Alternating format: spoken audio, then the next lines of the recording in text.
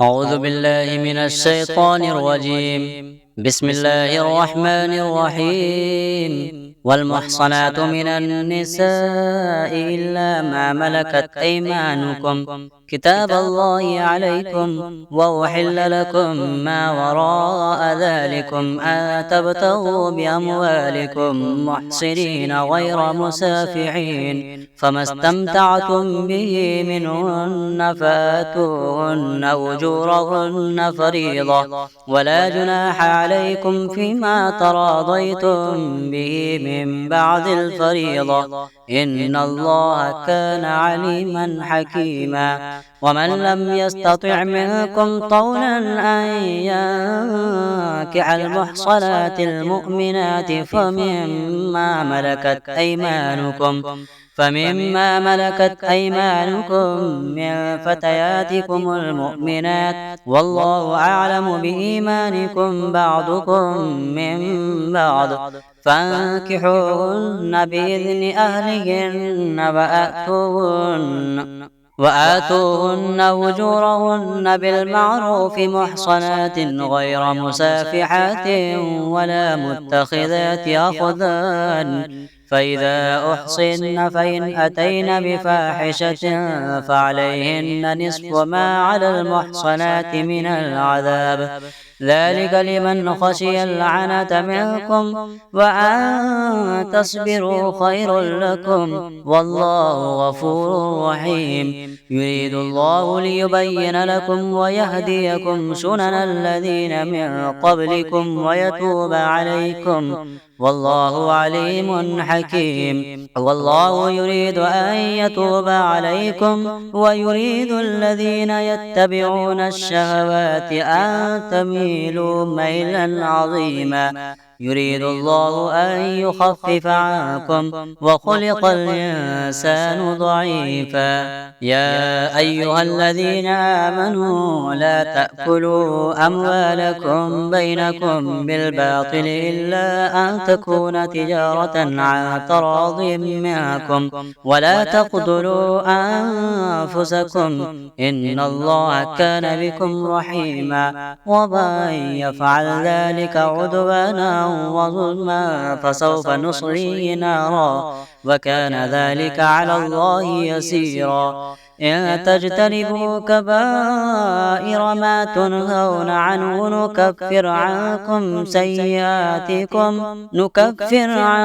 سيئاتكم وندخلكم مدخلا كريما. ولا تتمنوا ما فضل الله به بعضكم على بعض، للرجال نصيب مما اكتسبوا وللنساء نصيب مما اكتسبن، واسألوا الله من فضله، إن الله كان بكل شيء عليما. ولكل جعلنا موالي مما ترك الوالدان والأقربون والذين عقدت أيمانكم فآتوهم نصيبهم، إن الله كان على كل شيء شهيدا. الرجال قوامون على النساء بما فضل الله بعضهم على بعض وبما أنفقوا من أموالهم، فالصالحات قانتات حافظات للغيب بما حفظ الله، واللاتي تخافون نشوزهن فعظوهن واهجروهن في المضاجع واضربوهن، فإن أطعنكم فلا تبغوا عليهن سبيلا، إن الله كان عليا كبيرا. وإن خفتم شقاق بينهما فابعثوا حكما من أهله وحكما من أهلها، إن يريدا إصلاحا يوفق الله بينهما، إن الله كان عليما خبيرا. واعبدوا الله ولا تشركوا به شيئا، وبالوالدين إحسانا وبذي القربى واليتامى والمساكين والجار ذي القربى والجار الجنب والصاحب بالجنب وابن السبيل وما ملكت أيمانكم إن الله لا يحب من كان مختالا فخورا. الذين يبخلون ويأمرون الناس بالبخل ويكتمون ما آتاهم الله من فضله وأعتدنا للكافرين عذابا مهينا. والذين ينفقون أموالهم رئاء الناس ولا يؤمنون بالله ولا باليوم الآخر ومن يكن الشيطان له قرينا فساء قرينا. وماذا عليهم لو آمنوا بالله واليوم الآخر وأنفقوا مما رزقهم الله وكان الله بهم عليما. إن الله لا يظلم مثقال ذرة وإن تك حسنة يضاعفها ويؤت من لدنه أجرا عظيما. فكيف إذا جئنا من كل أمة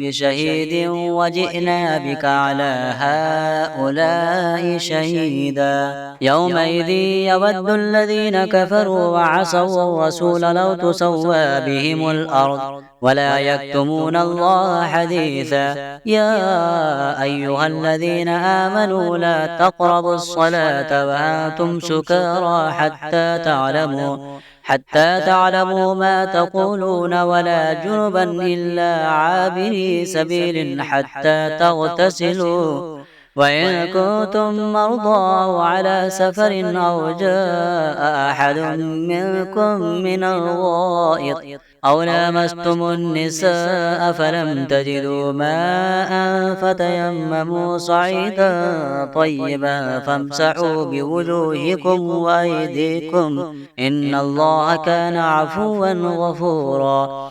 ألم تر إلى الذين أوتوا نصيبا من الكتاب يشترون الضلالة ويريدون أن تضلوا السبيل والله أعلم بأعدائكم وكفى بالله وليا وكفى بالله نصيرا. من الذين هادوا يحرفون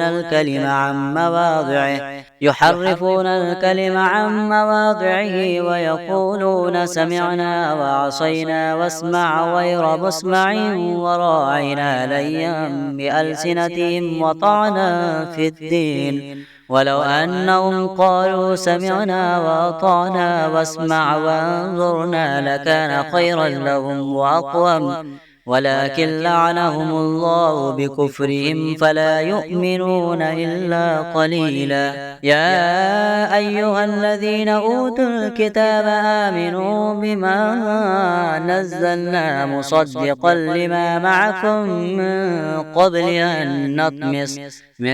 قبل أن نطمس وجوها فنردها على أدبارها أو نلعنهم كما لعنا أصحاب السبت وكان أمر الله مفعولا. إن الله لا يغفر أن يشرك به ويغفر ما دون ذلك لمن يشاء ومن يشرك بالله فقد افترى إثما عظيما. ألم تر إلى الذين يزكون أنفسهم بل الله يزكي من يشاء ولا يظلمون فتيلا. انظر كيف يفترون على الله الكذب وكفى به إثما مبينا. ألم تر إلى الذين أوتوا نصيبا من الكتاب يؤمنون بالجبت والطاغوت ويقولون للذين كفروا هؤلاء أهدى من الذين آمنوا سبيلا. أولئك الذين لعنهم الله ومن يلعن الله فلا تجد له نصيرا. أم لهم نصيب من الملك فإذا لا يؤتون الناس نقيرا أم يحسدون الناس على ما آتاهم الله من فضله فقد آتينا آل إبراهيم الكتاب والحكمة وآتيناهم ملكا عظيما. فمنهم من آمن به ومنهم من صد عنه وكفى بجهنم سعيرا. إن الذين كفروا بآياتنا سوف نصليهم نارا كلما نضجت جلودهم بدلناهم جلودا غيرها ليذوقوا العذاب إن الله كان عزيزا حكيما. والذين آمنوا وعملوا الصالحات سندخلهم جنات تجري من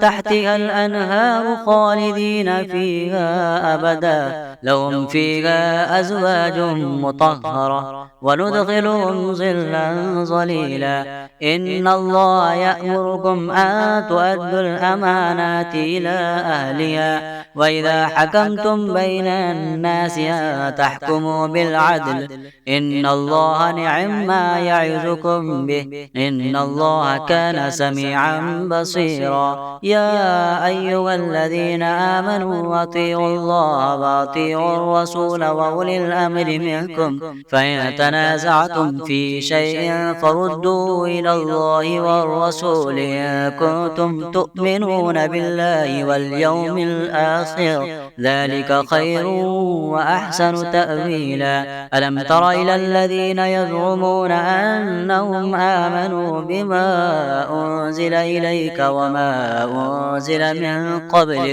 وما أنزل من قبلك يريدون أن يتحاكموا إلى الطاغوت وقد أمروا أن يكفروا به ويريد الشيطان أن يضلهم ضلالا بعيدا. وإذا قيل لهم تعالوا إلى ما أنزل الله وإلى الرسول رأيت المنافقين يصدون عنك صدودا. فكيف إذا أصابتهم مصيبة بما قدمت أيديهم ثم جاءوك يحلفون بالله إن أردنا إلا إحسانا وتوفيقا أولئك الذين يعلم الله ما في قلوبهم فأعرض عنهم وعظهم وقل لهم في أنفسهم قولا بليغا. وما أرسلنا من رسول إلا ليطاع بإذن الله ولو أنهم إذ ظلموا أنفسهم جاءوك فاستغفروا الله واستغفر لهم الرسول لوجدوا الله توابا رحيما. فلا وربك لا يؤمنون حتى يحكموك فيما شجر بينهم ثم لا يجدوا في أنفسهم حرجا مما قضيت ويسلموا تسليما. ولو أنا كتبنا عليهم أن اقتلوا أنفسكم أو اخرجوا من دياركم ما فعلوه إلا قليل منهم ولو أنهم فعلوا ما يوعظون به لكان خيرا لهم وأشد تثبيتا وإذا لآتيناهم من لدنا أجرا عظيما ولهديناهم صراطا مستقيما. ومن يطع الله والرسول فأولئك الذين مع الذين أنعم الله عليهم من النبيين والصديقين والشهداء والصالحين وحسن أولئك رفيقا. ذلك الفضل من الله وكفى بالله عليما. يا أيها الذين آمنوا خذوا حذركم فانفروا ثبات أو انفروا جميعا وإن منكم لمن ليبطئن فإن أصابتكم مصيبة قال قد أنعم الله علي إذ لم أكن معهم شهيدا ولئن أصابكم فضل من الله ليقولن كأن لم تكن بينكم وبينه مودة وبينه مودة يا ليتني كنت معهم فأفوز فوزا عظيما. فليقاتل في سبيل الله الذين يشرون الحياة الدنيا بالآخرة، ومن يقاتل في سبيل الله فيقتل أو يغلب فسوف نؤتيه أجرا عظيما. وما لكم لا تقاتلون في سبيل الله والمستضعفين من الرجال والنساء والولدان الذين يقولون ربنا أخرجنا من هذه القرية الظالم أهلها واجعل لنا من لدنك وليا واجعل لنا من لدنك نصيرا. الذين آمنوا يقاتلون في سبيل الله والذين كفروا يقاتلون في سبيل الطاغوت فقاتلوا أولياء الشيطان إن كيد الشيطان كان ضعيفا. ألم تر إلى الذين قيل لهم كفوا أيديكم وأقيموا الصلاة وآتوا الزكاة فلما كتب عليهم القتال إذا فريق منهم يخشون الناس كخشية الله أو أشد خشية وقالوا ربنا لم كتبت علينا القتال لولا أخرتنا إلى أجل قريب قل متاع الدنيا قليل والآخرة خير لمن اتقى ولا تظلمون فتيلا. أينما تكونوا يدرككم الموت ولو كنتم في بروج مشيدة وإن تصبهم حسنة يقولوا هذه من عند الله وإن تصبهم سيئة يقولوا هذه من عندك قل كل من عند الله فما لهؤلاء القوم لا يكادون يفقهون حديثا. ما أصابك من حسنة فمن الله وما أصابك من سيئة فمن نفسك وأرسلناك للناس رسولا وكفى بالله شهيدا. من يطع الرسول فقد أطاع الله ومن تولى فما أرسلناك عليهم حفيظا. ويقولون طاعة فإذا برزوا من عندك بيت طائفة منهم غير الذي تقول والله يكتب ما يبيتون فأعرض عنهم وتوكل على الله وكفى بالله وكيلا. أفلا يتدبرون القرآن ولو كان من عند غير الله لوجدوا فيه اختلافا كثيرا. وإذا جاءهم أمر من الأمن أو الخوف أذاعوا به ولو ردوه إلى الرسول وإلى أولي الأمر منهم لعلمه الذين يستنبطونه منهم ولولا فضل الله عليكم ورحمته لاتبعتم الشيطان إلا قليلا. فقاتل في سبيل الله لا تكلف إلا نفسك وحرض المؤمنين عسى الله أن يكف بأس الذين كفروا والله أشد بأسا وأشد تنكيلا. من يشفع شفاعة حسنة يكن له نصيب منها ومن يشفع شفاعة سيئة يكن له كفل منها وكان الله على كل شيء مقيتا. وإذا حييتم بتحية فحيوا بأحسن منها أو ردوها إن الله كان على كل شيء حسيبا. الله لا إله إلا هو ليجمعنكم إلى يوم القيامة لا ريب فيه ومن أصدق من الله حديثا.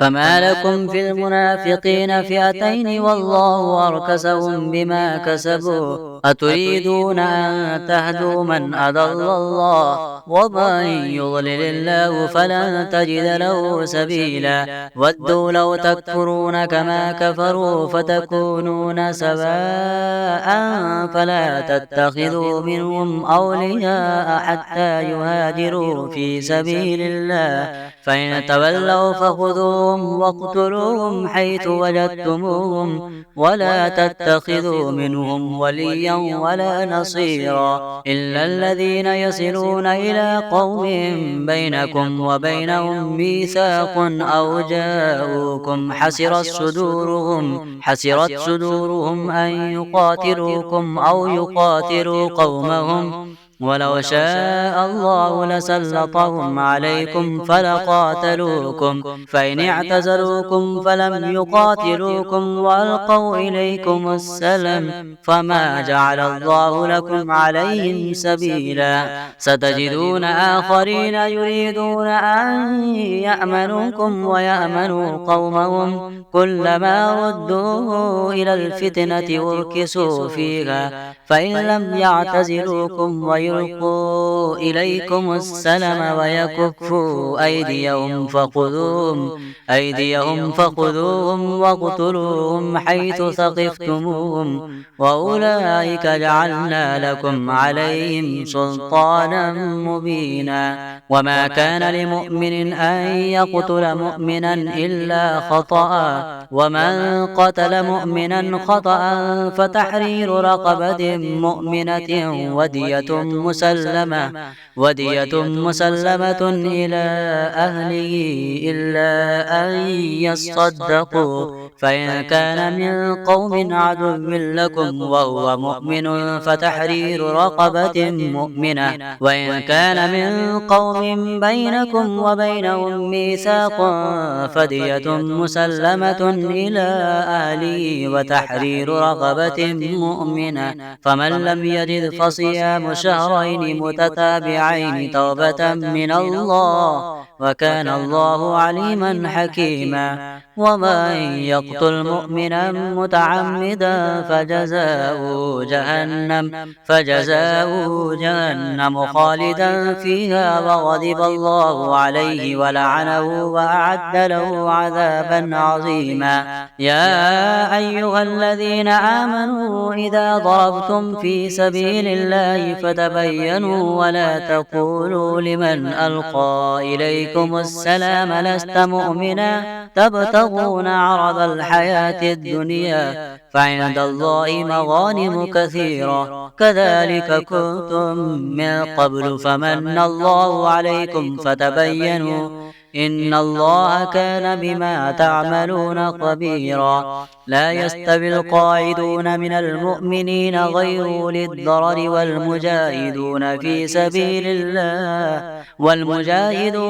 سبيل الله بأموالهم وأنفسهم فضل الله المجاهدين بأموالهم وأنفسهم على القاعدين درجة وكلا وعد الله الحسنى وفضل الله المجاهدين على القاعدين أجرا عظيما درجات منه ومغفرة ورحمة وكان الله غفورا رحيما إن الذين توفاهم الملائكة ظالمي أنفسهم قالوا فيم كنتم قالوا كنا مستضعفين في الأرض قالوا ألم تكن أرض الله واسعة فتهاجروا فيها فأولئك مأواهم جهنم وساءت مصيرا إلا المستضعفين من الرجال والنساء والولدان لا يستطيعون حيلة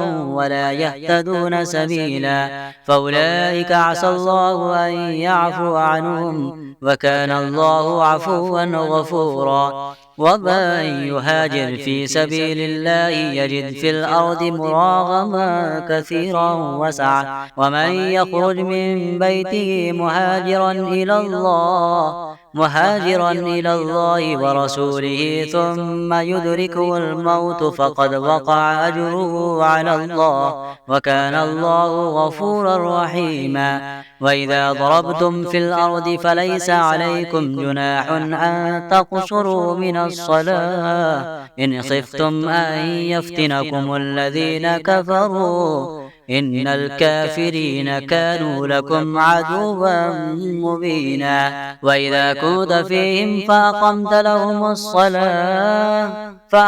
لهم الصلاة فلتقم طائفة منهم معك وليأخذوا أسلحتهم، فإذا سجدوا فليكونوا من ورائكم ولتأت طائفة أخرى لم يصلوا فليصلوا معك وليأخذوا حذرهم وأسلحتهم. ود الذين كفروا لو تغفلون عن أسلحتكم وأمتعتكم فيميلون عليكم ميلة واحدة، ولا جناح عليكم إن كان بكم أذى من مطر أو كنتم مرضى أن تضعوا أسلحتكم وخذوا حذركم إن الله أعد للكافرين عذابا مهينا. فإذا قضيتم الصلاة فاذكروا الله قياما وقعودا وعلى جنوبكم، فإذا اطمأننتم فأقيموا الصلاة إن الصلاة كانت على المؤمنين كتابا موقوتا. ولا تهنوا في ابتغاء القوم إن تكونوا تألمون فإنهم يألمون كما تألمون وترجون من الله ما لا يرجون، وكان الله عليما حكيما. إنا أنزلنا إليك الكتاب بالحق لتحكم بين الناس بما أراك الله ولا تكن للخائنين خصيما، واستغفر الله إن الله كان غفورا رحيما. ولا تجادل عن الذين يختانون أنفسهم إن الله لا يحب من كان خوانا أثيما، يستخفون من الناس ولا يستخفون من الله وهو معهم إذ يبيتون ما لا يرضى من القول، وكان الله بما يعملون محيطا. ها أنتم هؤلاء جادلتم عنهم في الحياة الدنيا، فمن يجادل الله عنهم يوم القيامة أم من يكون عليهم وكيلا؟ ومن يعمل سوءا أو يظلم نفسه ثم يستغفر الله يجد الله غفورا رحيما. ومن يكسب إثما فإنما يكسبه على نفسه وكان الله عليما حكيما. ومن يكسب خطيئة أو إثما ثم يرم به بريئا فقد احتمل بهتانا وإثما مبينا. ولولا فضل الله عليك ورحمته لهمت طائفة منهم أن يضلوك وما يضلون إلا أنفسهم وما يضرونك من شيء، وأنزل الله عليك الكتاب والحكمة وعلمك ما لم تكن تعلم وكان فضل الله عليك عظيما. لا خير في كثير من نجواهم إلا من أمر بصدقة أو معروف أو إصلاح بين الناس، ومن يفعل ذلك ابتغاء مرضات الله فسوف نؤتيه أجرا عظيما. ومن يشاقق الرسول من بعد ما تبين له الهدى ويتبع غير سبيل المؤمنين نوله ما تولى ونصليه جهنم وساءت مصيرا. إن الله لا يغفر أن يشرك به ويغفر ما دون ذلك لمن يشاء ومن يشرك بالله فقد ضل ضلالا بعيدا إن يدعون من دونه إلا إناثا وإن يدعون إلا شيطانا مريدا لعنه الله وقال لأتخذن من عبادك نصيبا مفروضا ولأضلنهم ولأمنينهم ولآمرنهم فليبتكن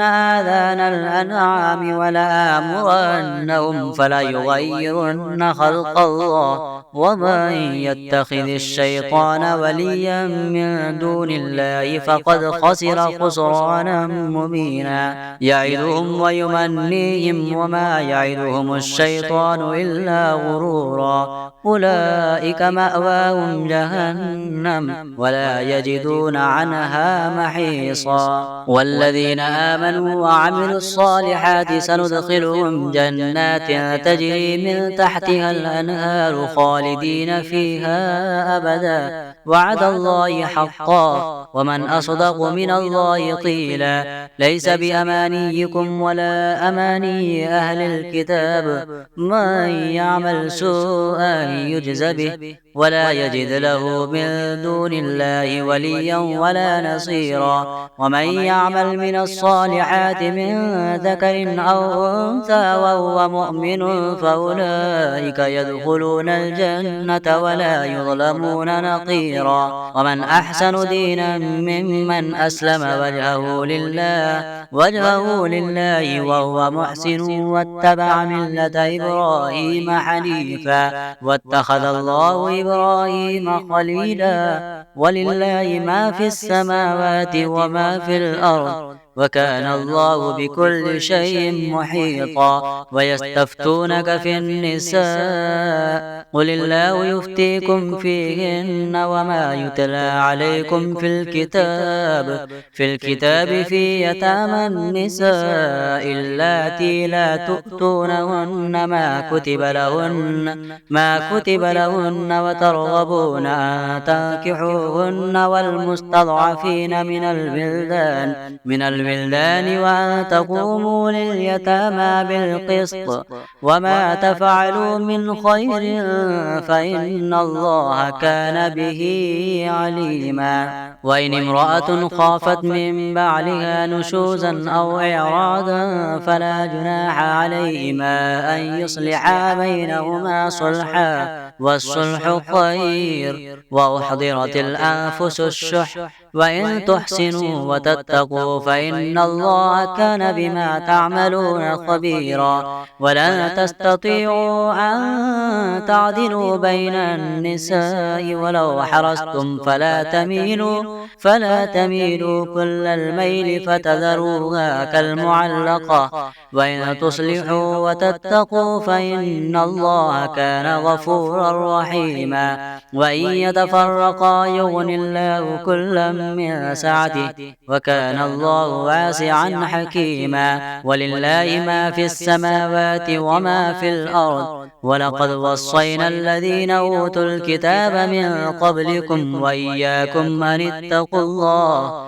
وإن تكفروا فإن لله ما في السماوات وما في الأرض وكان الله غنيا حميدا ولله ما في السماوات وما في الأرض وكفى بالله وكيلا إن يشأ يذهبكم أيها الناس ويأتي بآخرين وكان الله على ذلك قديرا من كان يريد ثواب الدنيا فعند الله ثواب الدنيا والآخرة وكان الله سميعا بصيرا يا أيها الذين آمنوا كونوا قوامين بالقسط شهداء لله ولو على أنفسكم وبالوالدين والأقربين إن يكن غنيا أو فقيرا فالله أولى بهما فلا تتبعوا الهوى أن تعدلوا وإن تلقوا أو تعرضوا فإن الله كان بما تعملون خبيرا. يا أيها الذين آمنوا بالله ورسوله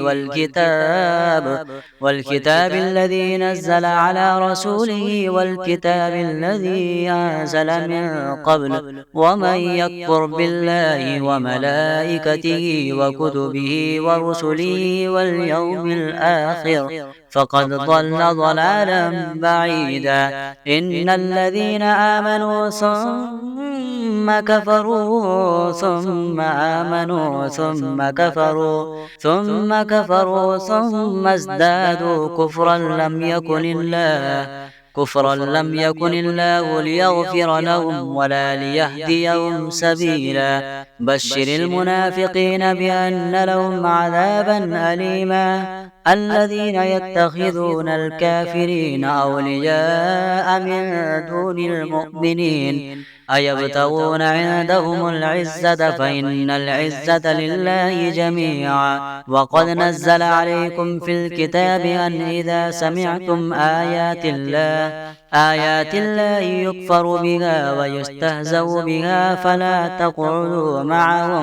فلا تقعدوا معهم حتى يخوضوا في حديث غيره إنكم إذا مثلهم. إن الله جامع المنافقين والكافرين في جهنم جميعا. الذين يتربصون بكم فإن كان لكم فتح من الله قالوا ألم نكن معكم، وإن كان للكافرين نصيب قالوا ألم نستحوذ عليكم ونمنعكم من المؤمنين. فالله يحكم بينكم يوم القيامة ولن يجعل الله للكافرين على المؤمنين سبيلا. إن المنافقين يخادعون الله وهو خادعهم وإذا قاموا إلى الصلاة قاموا كسالى يراءون الناس ولا يذكرون الله إلا قليلا مذبذبين بين ذلك لا إله